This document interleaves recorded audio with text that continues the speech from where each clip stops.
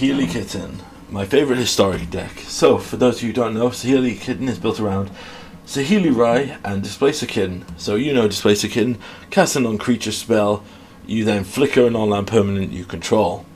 We want to flicker Saheeli, and that'll go infinite. But how does that go infinite, you might ask? Well, to fairy you use a Mox Amber, but with this case we use the alchemy card Quicksilver Lapidary. So when it enters the battlefield we conjure a Mox to our hand. So we get a legendary artifact that can tap for any colour if we have Metalcraft. You might say, how is that infinite? Well, so Saheeli, we copy the Quicksilver, make an opal, cast the opal, triggering Displacer to trigger Saheeli, flicker Saheeli, and we get another activation, so we're back where we started.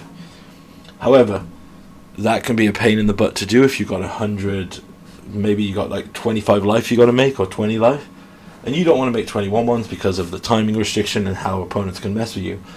So we've got a lot of fun interactions. We're running the Vampire Daddy Edgar because we love him, full playset of Nivs as always. We've got a Kaito, and an Obscura Polymorphist. So this is Polymorph.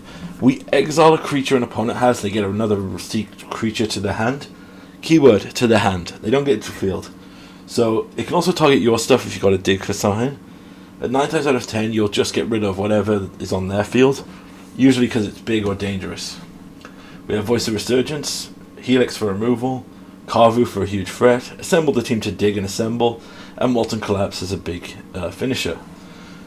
Sideboard wise we have Jinra, she's for Graveyard Hate, Clarions for weenie decks, Solar Games for combo, Solar Blazers more board wipe, Rest in Peace for Phoenix, that's literally it, Veto for control, Whale of the Forgotten as a permanent bounce for troublesome hate decks, and another Solar Blaze.